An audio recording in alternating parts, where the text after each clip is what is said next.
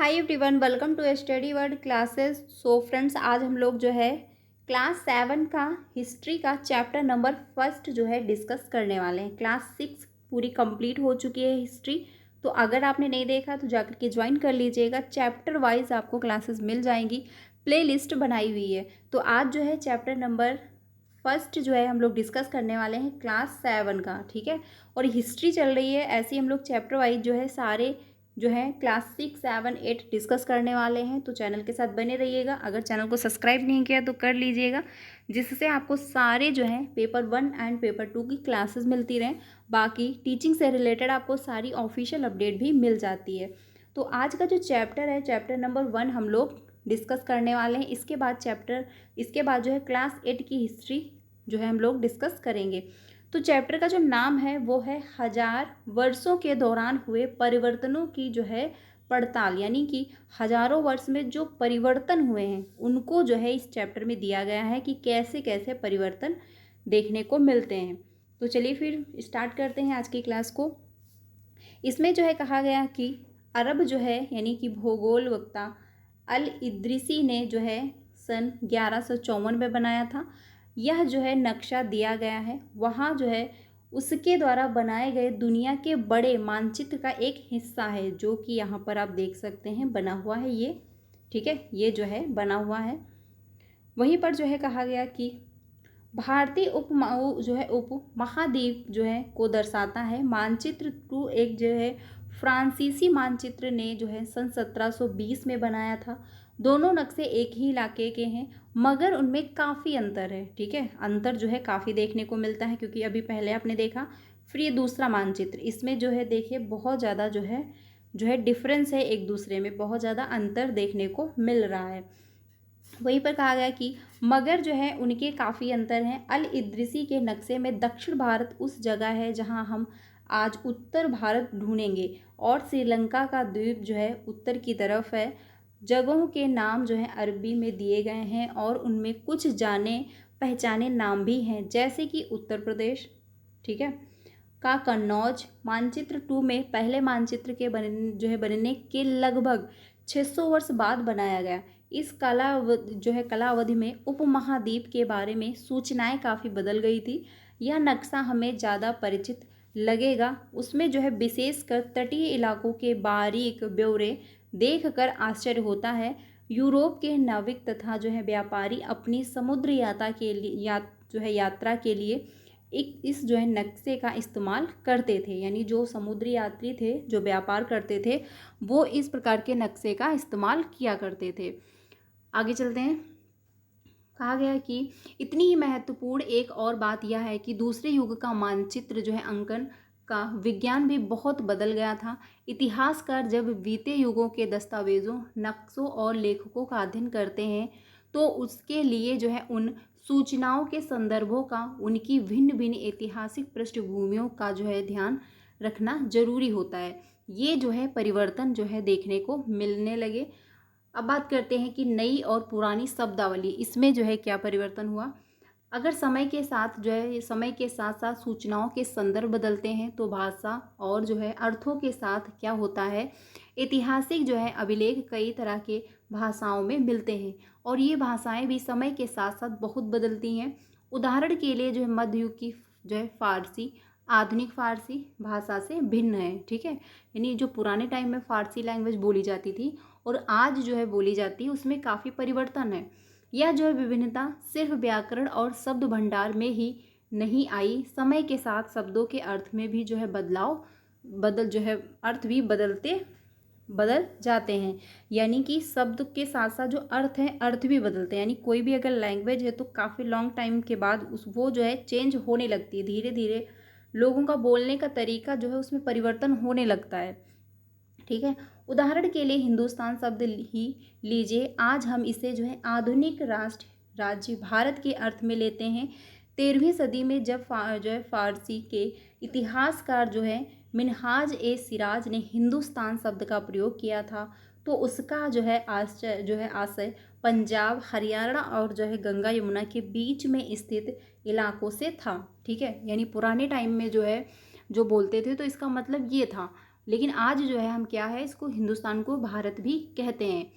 उनमें जो है यानी उसमें इस शब्द का जो है राजनीतिक अर्थ में उन इलाकों के लिए इस्तेमाल किया जो दिल्ली के सुल्तान के अधिकार क्षेत्र में आते थे।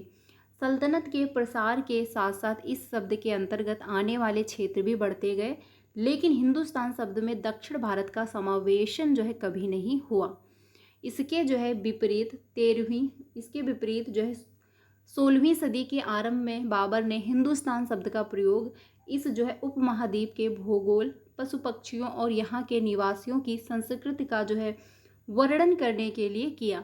यह जो है प्रयोग 14वीं सदी के कवि अमीर खुसरो द्वारा प्रयुक्त शब्द हिंद के ही कुछ समान था, मगर जहां भारत को एक भौगोलिक और सांस्कृतिक सत्व के रूप में पहचाना जा रहा था, वह जो है हिंदुस्तान शब्द से वे राजनीतिक और राष्ट्रीय अर्थ जो है नहीं जुड़े थे जो हम आज जोड़ते हैं। किसी भी शब्द का प्रयोग करने में इतिहासकारों को बहुत जो है सावधान रहना चाहिए, क्योंकि अतीत में उन शब्दों के कुछ अलग ही अर्थ थे। उदाहरण के लिए विदेशी जैसा सीधा साधा शब्द ही ले लीजिए, हमारे लिए आज इसका अर्थ होता है ऐसा व्यक्ति जो भारतीय ना हो। मध्य युग में जो है मानो किसी गांव में आने वाला कोई भी जो है अनजान व्यक्ति जो उस समय समाज या संस्कृति का अंग ना हो, विदेशी कहलाता था। यानी पुराने टाइम में ये कहा जाता था, लेकिन आज की डेट में जो है क्या माना जाता है, विदेशी का मतलब जो हमारे देश का ना हो। ठीक है, इसीलिए किसी जो है नगरवासी के लिए वनवासी विदेशी होता था, किंतु एक ही गांव में रहने वाले दो किसान अलग अलग धार्मिक या जाति परंपराओं से जुड़े होने पर भी एक दूसरे के लिए विदेशी नहीं होते थे। ठीक है, यानी कि अगर किसी शब्द का जो मतलब आज है वो जरूरी नहीं कि पुराने टाइम में भी उसी शब्द का मतलब यही रहा हो। यानी धीरे धीरे जो है परिवर्तन होता है। अब बात करते हैं कि इतिहासकार और उनके स्रोत, इसके बारे में समझते हैं। देखिए इस चैप्टर में यही दिया गया है, परिवर्तन यानी पुराने टाइम से आज की डेट में क्या क्या परिवर्तन हुए हैं, इसी बारे में इस चैप्टर में दिया गया है। इतिहासकार जो है किस युग का अध्ययन करते हैं और उनकी खोज की प्राकृतिक क्या है, इसे देखते हुए वे अलग अलग तरह के स्रोतों का सहारा लेते हैं। उदाहरण के लिए पिछले साल आपने जो है गुप्त वंश के शासकों और हर्षवर्धन के बारे में पढ़ा। इस पुस्तक में हम मोटे तौर पर जो है 700 से लेके 1750 ईस्वी तक जो है लगभग जो है हजारों वर्षों के बारे में पढ़ेंगे। इस काल के अध्ययन के लिए जो है इतिहासकार जिन स्रोतों का प्रयोग करते हैं उनमें जो है आपको बहुत सी बातें ऐसी मिलेंगी जो पिछले युगों से जो है वैसी ही चली आ रही हैं। इतिहासकार इस काल के बारे में सूचना इकट्ठी करने के लिए अभी भी सिक्कों, शिलालेखों, जो है स्थापत्य तथा लिखित सामग्री पर निर्भर रहते हैं। यानी कि इनका जो साक्ष्य है इसी के माध्यम से जो है ये लिखते हैं, पर कुछ बातें पहले से भिन्न भी हैं। इस युग में प्रमाणिक जो है लिखित सामग्री की संख्या और विविधता आश्चर्यजनक रूप से बढ़ गई है। इसके आगे इतिहासकार सूचनाओं के दूसरे प्रकार के स्रोतों का जो है इस्तेमाल जो है धीरे धीरे करने लगे। इस समय के दौरान कागज जो है क्रमशः सस्ता होता गया और बड़े पैमाने पर उपलब्ध भी होने लगा। यानी जो कागज थे ज़्यादा उपलब्ध होने लगे तो उनका जो कीमत थी वो कम हो गई। लोग धर्म ग्रंथ, शासकों के वृत्तांत, जो है संतों के लेखक तथा उपदेश, अर्जियां, अदालतों के दस्तावेज, हिसाब तथा कारों के जो है खाते आदि जो है लिखने में इसका प्रयोग करने लगे थे। धनी व्यक्ति, शासक जन मठ तथा मंदिर पांडुलिपियां एकत्रित किया करते थे। इन पांडुलिपियों को पुस्तकालयों तथा अभिलेखागारों में रखा जाता है। इन पांडुलिपियों तथा दस्तावेजों के इतिहासकारों को बहुत सारे विस्तृत जानकारी मिलती है, मगर जो है साथ ही जो है इनका उपयोग कठिन है। ठीक है, आगे चलते हैं। उन दिनों जो है छापे खाने तो थे, लेकिन जो है छापे खाने तो थे नहीं, इसीलिए जो है लिपिक या जो है नकल नवीस हाथ से ही पांडुलिपियों की प्राकृतिक बनाते थे। अगर जो है आपने कभी भी जो है किसी मित्र के गृह कार्य की नकल उतारी है तो आप जानते होंगे कि यह काम आसान नहीं है। कभी कभी यानी कि वो क्या करते थे, पूरी नोट डाउन, जैसे उन्होंने जो बुक लिखी थी वैसी ही सेम जो है इन्होंने नोट कर दी थी। आगे चलते हैं, ये आप यहाँ पर देख सकते हैं, सेम वैसे ही इन्होंने जो है नोट डाउन कर दिया था। आगे लिखा है कि लेकिन महत्वपूर्ण अंतर आ जाते होंगे। पांडुलिपि की जो है प्रतिलिपि बनाने में भी कुछ कुछ यही होता है। प्रतिलिपियां बनाते हुए लिपिक छोटे मोटे फेर बदल जो है करते चलते थे, कहीं कोई शब्द कहीं कोई वाक्य। सदी दर सदी जो है प्रतिलिपियों की भी जो है प्रतिलिपियां बनती रही और अंततः एक ही मूल ग्रंथ की विभिन्न जो है लिपियां एक दूसरे से बहुत ही अलग हो गई। यानी धीरे धीरे जब उसको नोट डाउन करते थे तो उसमें थोड़ा बहुत हेर फेर करते रहे, बदलते रहे, तो ऐसा क्या हुआ, बहुत ज़्यादा उनमें भिन्नता देखने को मिलने लगी। इससे बड़ी गंभीर समस्या उत्पन्न हो गई, क्योंकि आज हमें लेखक की मूल पांडुलिपि शायद ही कहीं मिलती है। हमें जो है बाद के लेखकों द्वारा बनाई गई प्रतिलिपियों पर ही पूरी तरह निर्भर रहना पड़ता है। इसीलिए इस बात का अंदाज जो है लगाने के लिए मूलतः लेखक ने क्या जो है लिखा था, इतिहासकारों को एक ही ग्रंथ की विभिन्न प्रतिलिपियों का अध्ययन करना पड़ता है। कई बार लेखक स्वयं भी समय समय पर अपने मूल वृत्तांत में संशोधन करते रहते हैं। 14वीं सदी के जो है इतिहासकार जियाउद्दीन बरनी ने अपना वृत्तांत पहली बार जो है 1356 में और दूसरी बार जो है इसके 2 वर्ष बाद लिखा था। अब ये जो है बहुत इंपॉर्टेंट नोट जो है लाइन है, इसको ध्यान रखिएगा, ठीक है। देखिए, जो क्वेश्चन पूछे जाते हैं वो एनसीईआरटी से ही आते हैं और कहीं ना कहीं से ये लाइनें ही उठा करके दे दी जाती हैं, तो इसलिए पेपर 2 अगर क्वालिफाई करना है तो एनसीईआरटी रीड करनी होगी। आगे जो है दिया गया कि लेकिन जो है सन 1971 तक इतिहासकारों को पहली बार अपने वृत्तांत की जानकारी ही नहीं थी। यह पुस्तकालयों के विशाल जो है संग्रहों में कहीं दबा पड़ा था, ठीक है। आगे चलते हैं। अब बात करते हैं कि नए सामाजिक और राजनीतिक समूह, इसके बारे में समझते हैं। सन 700 से लेकर सन 1750 के बीच के हजार जो है वर्षों का अध्ययन इतिहासकारों के आगे भारी चुनौती रखता है। मुख्य रूप से इतिहास जो है इसलिए कि इसे जो है पूरे काल में बड़े पैमाने पर और जो है अनेक तरह के परिवर्तन हुए। इस काल में अलग अलग समय पर नई प्रौद्योगिकी के दर्शन होते हैं, जैसे सिंचाई में जो है रहट, कटाई में चरखे और युद्ध में जो है आग्नेय यंत्रों का इस्तेमाल। इस उपमहाद्वीप में नई तरह का जो है खान पान भी आया, आलू, मक्का, मिर्च, चाय और कॉफ़ी। ध्यान रहे कि ये जो है तमाम परिवर्तन नई प्रौद्योगिकियां और फसलें उन लोगों के साथ आए जो नए विचार भी लेकर आए थे। यानी परिवर्तन जब देखने को मिला तो इसमें जो विचार थे लोगों के उनमें भी धीरे धीरे परिवर्तन आने लगा। परिणाम स्वरूप यह जो है काल आर्थिक, राजनीतिक, सामाजिक और सांस्कृतिक परिवर्तनों का भी काल रहा। यानी हर क्षेत्र में जो है परिवर्तन देखने को मिलने लगा। इस युग में लोगों की जो है गतिशीलता, एक स्थान से दूसरे स्थान पर आना जाना भी बहुत बढ़ गया था। अक्सर जो है यानी कि अवसर की तलाश में लोगों के झुंड दूर दूर की यात्राएं करने लगे थे। इस उपमहाद्वीप में जो है अपार संपदा और अपना भाग्य जो है गढ़ने के लिए अपार संभावनाएं मौजूद थी। इस काल में जो है जिन समुदायों का महत्व बढ़ा उनमें से एक समुदाय था राजपूत, जिसका नाम जो है राजपुत्र से निकला है। 8वीं जो है यानी 8वीं से 14वीं सदी के बीच यह नाम आमतौर पर योद्धाओं के उस समूह के लिए प्रयुक्त होता था जो क्षत्रिय वर्ण के होने का दावा करते थे। राजपूत शब्द के अंतर्गत केवल राजा और सामंत वर्ग ही नहीं बल्कि वे सेनापति और सैनिक भी आते थे जो पूरे उपमहाद्वीप में अलग अलग शासकों की जो है सेनाओं में सेवारत थे। यानी राजपूत शब्द का प्रयोग सिर्फ राजाओं के लिए नहीं होता था, जो सैनिक लोग थे उनके लिए भी इसका प्रयोग किया जाता था, ठीक है, ये ध्यान रखिएगा। कवि और जो है चारण राजपूतों की आचार संहिता, प्रबल पराक्रम और जो है स्वाभिभक्ति का जो है गुणगान करते थे। इस युग में राजनीतिक दृष्टि से जो है महत्व हासिल करने के लिए अवसरों का लाभ जो है मराठा, सिख, जाट, अहोम और कायस्थ लिपिकों को जो है और मुंशियों का कार्य करने वाली जाति, ठीक है, इसको जो है कहा जाता था, आदि समूहों ने भी उठाया। इस पूरे काल के दौरान क्रमशः जंगलों की कटाई हो रही थी और खेती का इलाका बढ़ता जा रहा था। कुछ क्षेत्रों में यह परिवर्तन जो है अन्य क्षेत्रों की अपेक्षा अधिक तेजी से और पूरे जो है तौर पर हुआ। जो है पर्यावास में परिवर्तन के जो है कारण कई जो है वनवासियों को मजबूर होकर अपना स्थान छोड़ना पड़ा। कुछ और वनवासी जमीन की जुताई करने लगे और कृषक बन गए।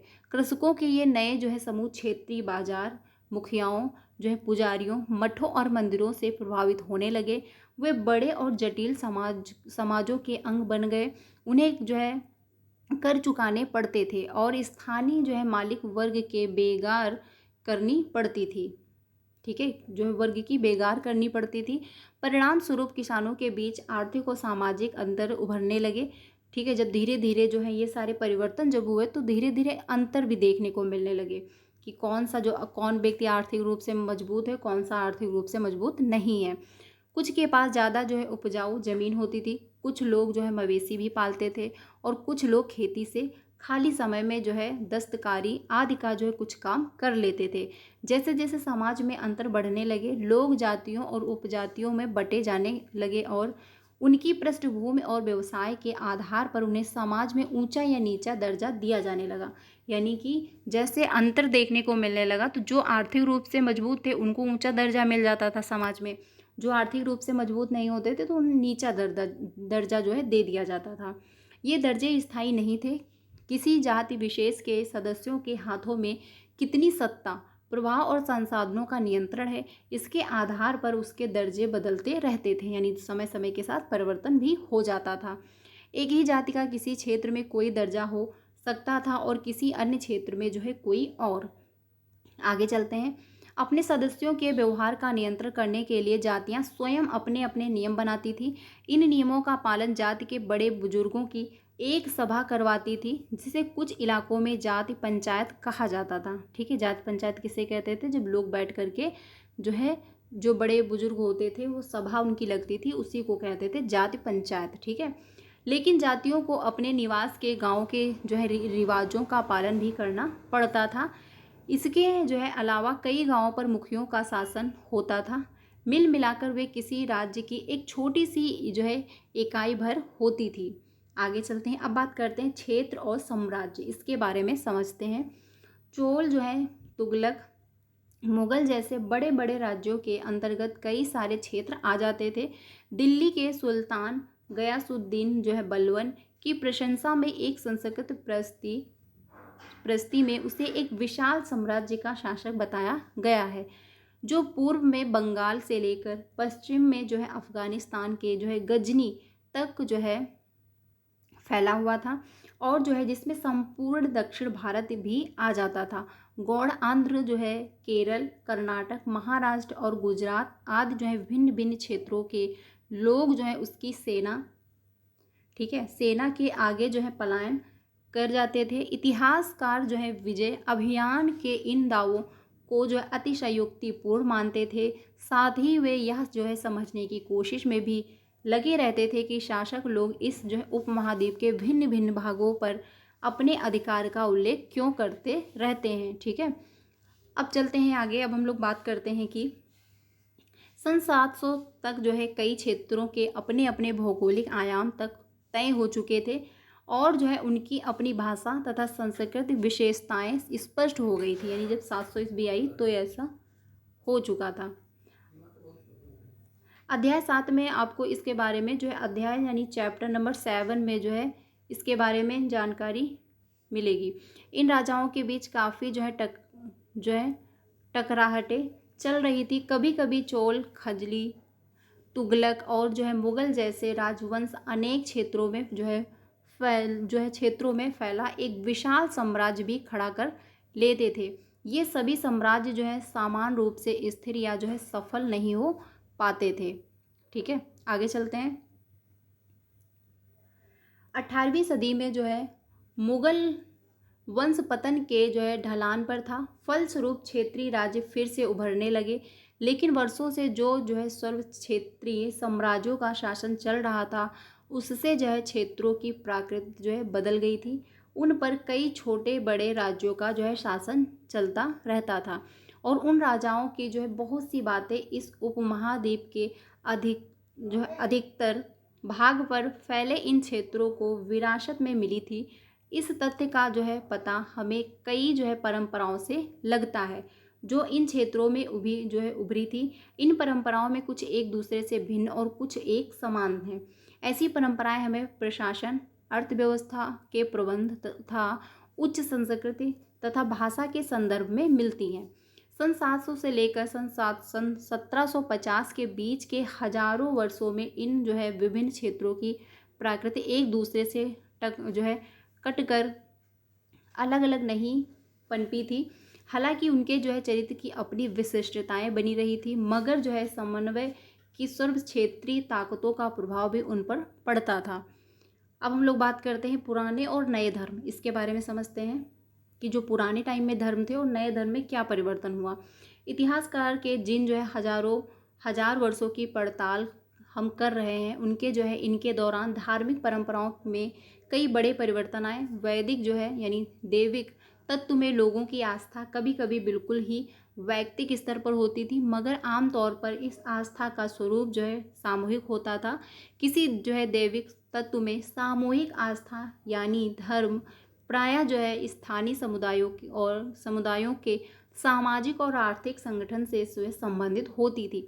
जैसे जैसे इन समुदायों का सामाजिक संसार जो है बदलता गया, वैसे ही जो है इनकी अवस्थाओं में भी जो है यानी आस्थाओं में भी परिवर्तन आता गया। यानी धीरे धीरे जो है इनको जो धर्म में जिन धर्म में विश्वास था उसमें भी जो है परिवर्तन देखने को मिलने लगा। आज हम जिसे हिंदू धर्म कहते हैं, उनमें भी इसी युग में महत्वपूर्ण बदलाव आए। इन परिवर्तनों में से कुछ थे नए देवी देवताओं की पूजा, राजाओं द्वारा मंदिरों का निर्माण और समाज में पुरोहितों के रूप में ब्राह्मणों का जो है बढ़ता महत्व तथा बढ़ती सत्ता आदि। ठीक है, ये जो है परिवर्तन देखने को मिलने लगे। आगे चलते हैं। संस्कृत ग्रंथों के ज्ञान के कारण समाज में ब्राह्मणों का बड़ा आदर होता था। ठीक है, उनके जो है संरक्षक थे नए नए शासक जो स्वयं प्रतिष्ठा की चाह में थे। इन संरक्षकों का जो है समर्थन होने के कारण समाज में इनका जो है दबदबा और भी बढ़ गया था। आगे चलते हैं। इस जो है युग में एक महत्वपूर्ण परिवर्तन जो है भक्ति की अवधारणा के रूप में आया। इसमें जो है ईश्वर की कल्पना एक ऐसे जो है प्रेमल इष्ट देवी देवता के रूप में की गई थी जिस तरह पुजारियों के जो है विशद कर्म कांड के बिना ही भक्त स्वयं जो है पहुंच सके, इस विषय में जो है और साथ ही जो है दूसरी परंपराओं के बारे में आपको जो है चैप्टर नंबर 6 में हम लोग पढ़ेंगे। आगे देखते हैं। यही वह युग था जिसमें जो है इस उपमहाद्वीप में नए नए धर्मों का भी जो है आगमन हुआ। कुरान शरीफ का संदेश भारत में पहल 7वीं सदी में व्यापारियों और जो है अप्रवासियों के जरिए पहुंचा। यानी कुरान जो है ये कब पहुंचा, ये जो है पुराने टाइम में यानी 7वीं सदी में जो है ये आया था। ठीक है, ये ध्यान रखिएगा। कुरान शरीफ जो है इसका संदेश, मुसलमान कुरान शरीफ को अपना धर्म ग्रंथ मानते थे। केवल एक जो है ईश्वर अल्लाह की सत्ता को स्वीकार करते हैं, जिसका प्रेम करुणा और उदारता अपने जो है में आस्था रखने वाले हर व्यक्ति को गले लगाता है, चाहे उस व्यक्ति की सामाजिक पृष्ठभूमि कुछ भी रही हो। ठीक है, यानी उसकी आर्थिक स्थिति कैसी भी हो, सबको जो है समान मानता है। कई शासक इस्लाम और इसके विरुद्ध जो है धर्मशास्त्रियों और जो है न्याय शास्त्रियों अर्थात जो है उलेमा को संरक्षण देते थे।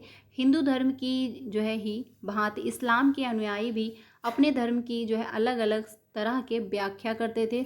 मुसलमानों में कुछ जो है शिया थे, तो जो है पैगंबर साहब के जो है दामाद अली को मुसलमानों का जो है विधि सम्मत नेता मानते थे, और कुछ जो है सुन्नी थे जो है खलीफाओं के प्रभुत्व को स्वीकार करते थे। इस्लाम के आरंभिक दौर में इस धर्म का जो है नेतृत्व करने वाले खलीफा कहलाते थे। ठीक है, और आगे भी जो है इनकी परंपरा चलती रही। इस्लामी न्याय सिद्धांत की विभिन्न परंपराओं में भी कई महत्वपूर्ण अंतर आ रहे हैं। ऐसे ही धर्म जो है सिद्धांतों तथा रहस्यवादी विचारों को लेकर विभिन्नताएं देखने को मिलती हैं। अब बात करते हैं समय और इतिहास के कालखंडों पर विचार। ठीक है, इसके बारे में समझते हैं। इतिहासकार समय को केवल जो है घड़ी या कैलेंडर की तरह नहीं देखते, यानी कि जो है केवल घंटों दिन या वर्षों के बीतने के रूप में नहीं देखते हैं। उनका नज़रिया यह है कि समय सामाजिक और आर्थिक संगठन में आने वाले परिवर्तनों को जो है झलकता है, यह दिखलाता है कि विचारों और विश्वासों में कितना जो है स्थायित्व रहता है और कितना परिवर्तन आया है आदि। जो यदि जो है अतीत को समान विशेषता रखने वाले कुछ बड़े बड़े हिस्सों युगों या जो है कालों में बांट दिया जाए तो समय का अध्ययन कुछ आसान हो जाता।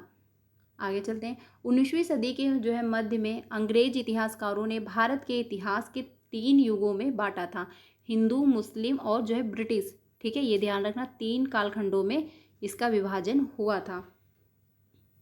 इस जो है विचार पर आधारित था कि शासकों का धर्म एक ही मात्र महत्वपूर्ण ऐतिहासिक परिवर्तन होता है और अर्थव्यवस्था, समाज और संस्कृति में और कोई भी महत्वपूर्ण बदलाव नहीं आता। इस दृष्टिकोण में इस उपमहाद्वीप की अपार विविधता की भी जो है उपेक्षा हो जाती थी। इस काल विभाजन को आज बहुत कम इतिहासकार ही स्वीकार करते हैं। अधिकतर जो है इतिहासकार आर्थिक तथा सामाजिक कारकों के आधार पर ही अतीत के विभिन्न कालखंडों की विशेषताएं तय करते हैं। पिछले साल आपने जो इतिहास पढ़े थे उसमें जो है प्राचीन समाजों के कई प्रकारों का जो है समावेशन था, जैसे शिकारी, संग्रह, प्रारंभिक दौर के जो है कृषि कर्मी, शहरों और गांवों के निवासी और प्रारंभिक दौर के राज्य और साम्राज्य। इस साल जो है आप जो इतिहास पढ़ें उसे जो है प्रायः मध्यकालीन इतिहास कहा जाता है। इसमें जो है आपको कृषक समाज के विस्तार, क्षेत्रीय और सामाजिक राज्यों के उदय जो है कभी कभी तो ग्रामवासियों और जो है वनवासियों की जो है कीमत पर प्रधान जो है धर्मों के रूप में हिंदू धर्म, जो है इस्लाम धर्म के विकास और यूरोप के व्यापारी कंपनियों के आगमन के बारे में और जो है विस्तार से जानकारी मिलेगी। यानी कि ये जो है इस चैप्टर में दिया गया था। यानी धीरे धीरे जो है परिवर्तन जो है इसमें भी देखने को मिल जाता है। तो बेसिकली इस चैप्टर में यही था कि परिवर्तन यानी पुराने टाइम में क्या था और आज की डेट में कैसे कैसे धीरे धीरे परिवर्तन आया, यही इस चैप्टर में दिया गया था, जो कि पूरा कंप्लीट हुआ। आई होप आपको समझ में आया होगा। कोई भी डाउट है तो कमेंट में पूछ लीजिएगा। बाकी देखिए, अगर पेपर 2 क्वालिफाई करना है तो उसके लिए जो है एनसीईआरटी चैप्टर वाइज रीड करनी होगी, तभी जाके जो है अच्छे से स्कोर बनेगा, क्योंकि क्वेश्चन सीधे जो है यहीं से पूछे जाते हैं। जो एग्ज़ाम 7 जुलाई को हुआ था उसमें सीधे सीधे स्टेटमेंट दे दिए गए थे बुक से ही। तो क्लास अच्छी लगी तो लाइक कर दीजिएगा, बाकी अपने सारे फ्रेंड को शेयर भी कर दीजिएगा। ये क्लास आपको डेली 5 बजे मिलती है, जिसमें हम लोग चैप्टर वाइज एनसीईआरटी डिस्कस करते हैं क्लास 6, 7, 8 की। तो क्लास 6 तो कंप्लीट हो गया, 7 का चैप्टर नंबर 1 जो है आज हम लोगों ने डिस्कस किया हुआ है। तो क्लास अच्छी लगी तो लाइक कर दीजिएगा, बाकी अपने सारे फ्रेंड को शेयर भी कर दीजिएगा।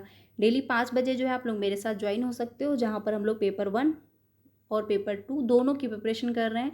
पेपर 1 जो है इसकी क्लास आपको 3 बजे मिलती है, पेपर 2 की क्लास 2 बजे मिलती है। पेपर 2 की क्लास जो है आपको 5 बजे मिलती है, तो आप इसको ज्वाइन कर सकते हैं। मिलते हैं नेक्स्ट वीडियो में। Thank you.